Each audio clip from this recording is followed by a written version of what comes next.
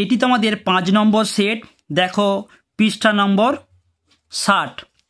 এর আগে তোমাদের 4টা সেট অলরেডি কমপ্লিট করে দিয়েছি, ডেসক্রিপশন বক্সে লিঙ্ক আছে, একটু দেখে নিও।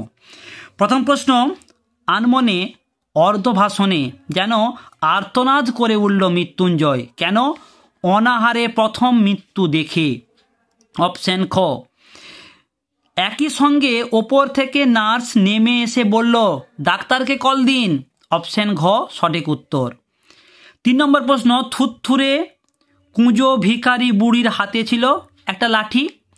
উত্তর দেখো কি আছে, বেঁটে লাঠি। অপশন গ। বিজ্ঞ চৌকিদারের পরামর্শ মানা হলো।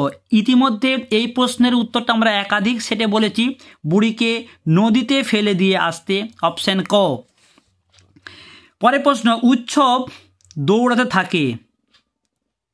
এখানে দেখো ভাতের হাঁড়ি নিয়ে, এটা এইখানে যে অপশানগুলো দেওয়া আছে তার মধ্যে থেকে এটা আমরা অ্যাপ্রোপ্রিয়েট বলতে পারি, কিন্তু সঠিক উত্তরটা কি ভাতের হাঁড়ি ছিল? না, ভাতের ডেকচি নিয়ে উৎসব দৌড় দিয়েছিল। ওকে, নেক্সট, কঠিনেরে ভালোবাসিলাম কারণ সে কখনো করে না বঞ্চনা। পরের প্রশ্ন, ময়ূরের সবুজ নীল ডানার মতো ঝিলমিল করছে কি?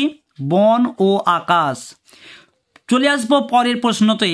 এখানে অসহ্য নিবিড় অন্ধকারে, এখানে বলতে কোন দেশের কথা বলা হয়েছে? এখানে বলতে মূলত আমরা বলবো মহুয়ার দেশের কথা বলা হয়েছে, শহর নয়। নেক্সট, গাছ তুলে আনো ড্যাশ, শূন্যস্থানে কি হবে? গাছ তুলে আনো বাগানে বসাও। অপশন ক। বৌদির কথা শুনে সে স্পষ্ট হতাশ নায়ক হতে না পারার জন্য। অপশন গ। পরের প্রশ্ন, মঞ্চের মাঝখানে ওল্টানো আছে কি? একটা টুল।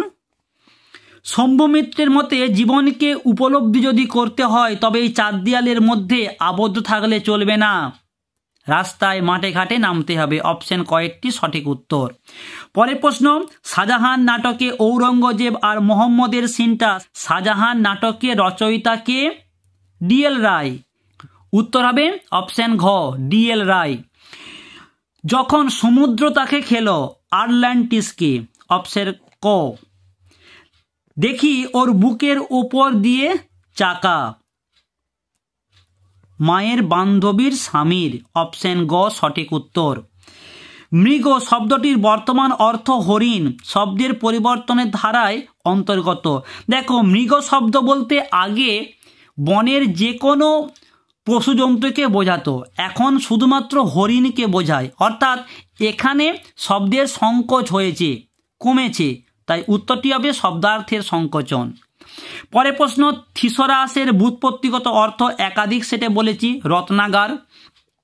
প্রথম বাঙালি সাঁতারু যিনি বিখ্যাত হয়েছিলেন, উত্তরটি হবে মিহির সেন। পরের প্রশ্ন, সহজ পাঠের ছবিগুলি এঁকেছেন, খুব গুরুত্বপূর্ণ প্রশ্ন, নন্দলাল বসু।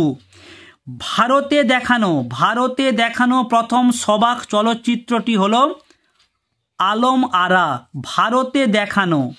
পরের প্রশ্ন, এ horse my kingdom for horse, এটি হচ্ছে রিচার্ড দ্য থার্ড। অপশন ক। লভ সিনে কোন বাদ্যযন্ত্রের ব্যবহার হয়েছিল? অবশ্যই হারমোনিয়াম।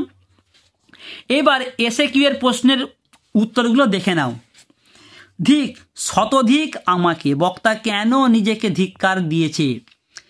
উত্তর 1, অনাহার ক্লিষ্ট ফুটপাতবাসীকে মরতে দেখে বা তার মৃত্যু দেখে মৃত্যুঞ্জয় নিজেকে দোষারোপ করে ধিক্কার জানিয়েছিলেন। দ্বিতীয় প্রশ্ন, একদা সে ছিল পেশাদার লাঠিয়াল, কার কথা বলা হয়েছে? একাধিক সেটে বলেছি আর লিখছি না, উত্তরটা তোমাদের জানিয়ে দিচ্ছি আরও একবার, করিম ফরাজি। নেক্সট, অমরের নায়কের কথা শুনে তাড়াতাড়ি একটু এগিয়ে কি করেন? এই প্রশ্নটাকে বিভিন্ন রকমভাবে ঘুরিয়ে ফিরিয়ে হয়, তোমরা উত্তরটা ভালো করে দেখে নাও। পকেট থেকে রুমাল বের করে মুখ মুছে একদিকে তাকিয়ে পা নাড়ায়। অথবা দিয়ে প্রশ্ন দেখো, তখন মনে মনে কত আশা কত প্ল্যান, কে কিসের আশা ও প্ল্যান করেছিল। এটাও একাধিক সেটে বলেছি যে রজনীকান্ত ঘর বাঁধার আশা ও প্ল্যান করেছিল তার প্রিয়তমাকে নিয়ে। টেরিকাটা কয়েকটা মানুষের মাথা, কোন মানুষদের কথা এখানে বলা হয়েছে? তোমরা উত্তরে বলবে যে প্রকৃতি ধ্বংসকারী আগ্রাসী শহরের শিকারী মানুষদের কথা এখানে বলা হয়েছে। পরের প্রশ্ন, শীতের দুঃস্বপ্নের মতো, কবি শীতের দুঃস্বপ্নের সঙ্গে কিসের তুলনা করেছেন? খুব ভালো প্রশ্ন, ধোঁয়ার বঙ্কিম নিঃশ্বাসের।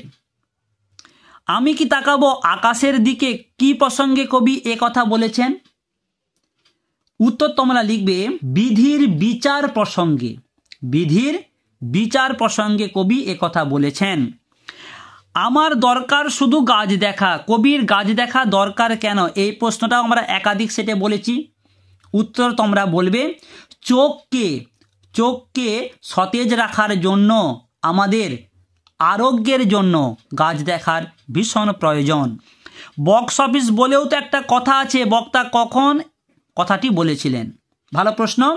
উত্তর তোমরা বলবে শম্ভু মিত্র রবীন্দ্রসঙ্গীতকে ফিল্মি কায়দায় গাওয়ার প্রতিবাদ করলে হারমোনিয়াম বাদক এ কথা বলেছিলেন। পরের প্রশ্ন, তাতে বয়সটা ঠিক বোঝা যায় না, কিসে বয়স বোঝা যায় না? নানা রঙের দিন নাটকের প্রশ্ন।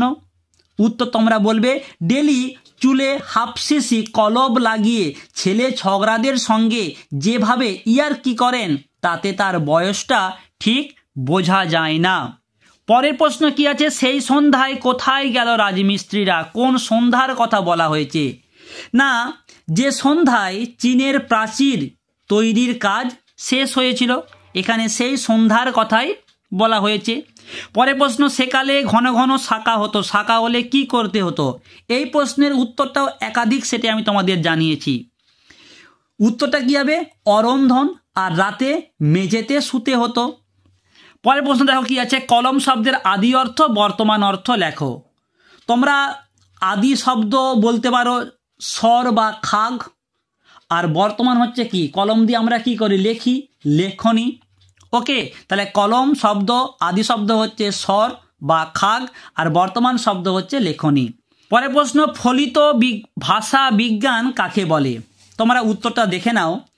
ভাষাবিজ্ঞানের যে অংশে ভাষার সঙ্গে সমাজের সম্পর্ক এবং ভাষার সঙ্গে অন্যান্য বিদ্যাচর্চার বিভিন্ন ক্ষেত্রে পারস্পরিক সম্পর্ক বিচার ও বিশ্লেষণ করে তাকে ফলিত ভাষাবিজ্ঞান বলে। শেষ প্রশ্ন, সমার্থকতা বলতে কি বোঝো? সমার্থকতা অর্থাৎ প্রতিশব্দ। তোমরা উত্তরে বলবে কোনো শব্দ বা বাক্যাংশের অর্থ অন্য একটি শব্দ বা বাক্যাংশের মতো একই থাকে, তাকে সমার্থকতা। চলে আসবো আজকের পরবর্তী সেট, এটি তোমাদের 6 নম্বর সেট, পেজ নম্বর হচ্ছে 71। প্রশ্নগুলো দেখে নাও। নিখিল অবসর জীবন কাটাতে চাই, বই পড়ে আর চিন্তার জগৎ গড়ে তুলে। দ্বিতীয় প্রশ্ন, উৎসব কাঠ কাটা শেষ করে, উৎসব কাঠ কেটেছিল 2.5 মণ। এক সময় দাগি ডাকাত ছিল, কে? নিবারণ বাগদি।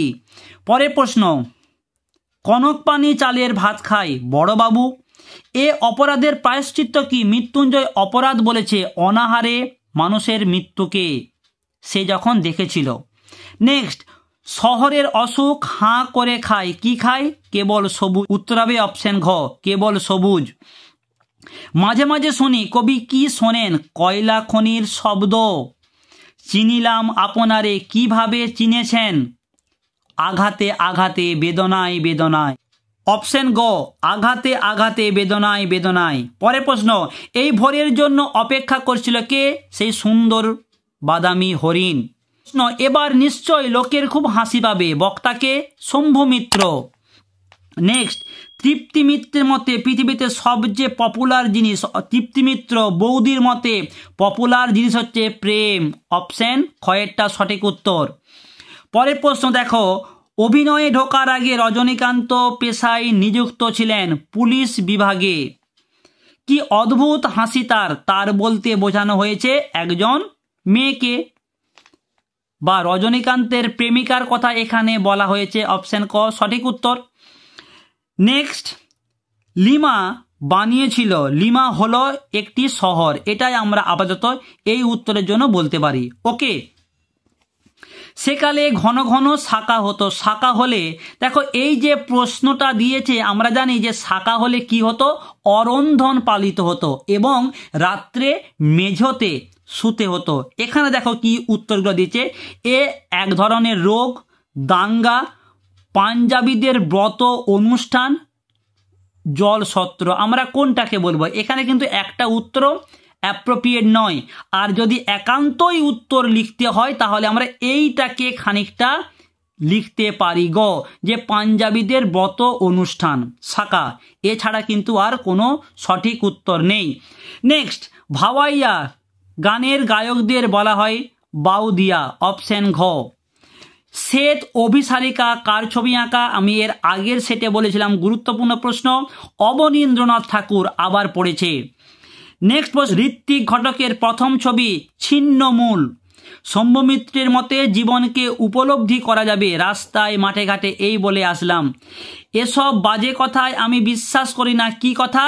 না, যারা বলে নাট্যাভিনয় একটি পবিত্র শিল্প, অপশন গ সঠিক উত্তর। কোনটা জটিল রূপমূলের উদাহরণ? এখানে যেগুলো আছে সঠিক উত্তর হবে অসহযোগিতা। চলে আসবো শেষ প্রশ্নতে। সন্দেশ শব্দের আদি অর্থ ছিল সংবাদ, প্রচলিত অর্থ মিষ্টান্ন। আগে ছিল নিউজ, এখন হচ্ছে সুইট, অর্থাৎ এটি হচ্ছে শব্দের রূপান্তর। এরপর দেখে নাও অতি সংক্ষিপ্ত প্রশ্নগুলো। প্রথম প্রশ্ন, ওটা পাশবিক স্বার্থপরতা। বক্তা কোন ঘটনাকে পাশবিক স্বার্থপরতা বলে মনে করেন? তোমরা উত্তর বলবে, দুর্ভিক্ষের সময় বেঁচে থাকার জন্য যথাযথ খাবার খাওয়ার মানসিকতাকে মৃত্যুঞ্জয় পাশবিক স্বার্থপরতা বলেছেন। দ্বিতীয় প্রশ্ন, এ গল্প গ্রামে সবাই শুনেছে। কোন গল্পের কথা? এই যে বাসেনির মনিব বাড়িতে হেলা ঢেলা ভাতের গল্প, এটা সবাই শুনেছে। অথবা দিয়ে প্রশ্ন, ফাঁপিতে একজন বুড়ি পটল তুলেছে। ফাঁপি কি? ভালো প্রশ্ন। শীতকালে বৃষ্টিপাতের সঙ্গে জোরালো বাতাস বইলে গ্রাম্য ভাষায় তাকে ফাঁপি বলে। 3 নম্বর প্রশ্ন, চিনিলাম আপনারে, এই প্রশ্নের উত্তরটা বলে আসলাম। তোমাদের বলবো এই প্রশ্নের উত্তরটা কি হবে, তোমরা একটু কমেন্ট করে লিখে জানাও তো।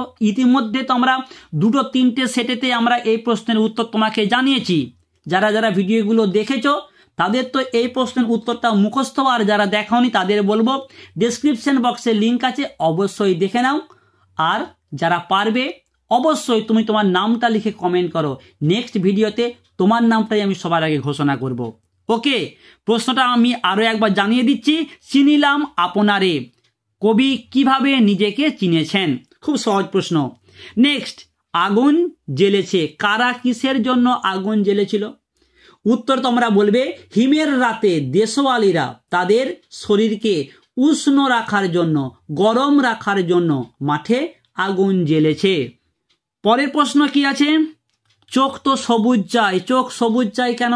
এই বললাম যে চোখকে সতেজ রাখার জন্য, আরোগ্যের জন্য। আমার ক্লান্তির উপর ঝরুক মহুয়ার ফুল, কবি ক্লান্ত কেন? খুব ভালো প্রশ্ন, তোমরা উত্তরেটা দেখে নাও। নাগরিক যান্ত্রিকতায় কবি বিধ্বস্ত, অবসর নেই তার, তাই তিনি ক্লান্ত। পরে প্রশ্ন, নিহত ভাইয়ের শবদেহ দেখে কি কারণে ভাই নিহত?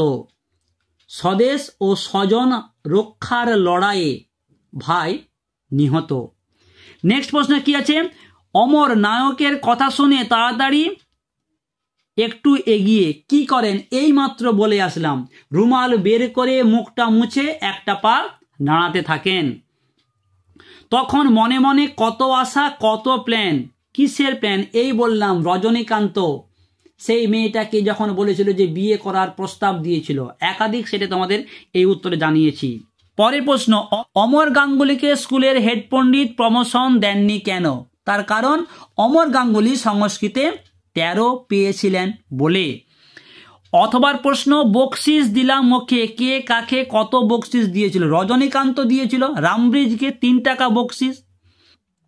সেই সন্ধ্যায় কোথায় গেল রাজমিস্ত্রিরা? এই প্রশ্নের উত্তরটা বলবো তার আগে তোমাদের বলি, যারা এই মুহূর্তে ভিডিওটা দেখছো প্লিজ ভিডিওতে একটা লাইক করে দাও আর চ্যানেলটাকে সাবস্ক্রাইব করে রাখো এই ধরনের ভিডিও পাওয়ার জন্য, সাজেশন পাওয়ার জন্য।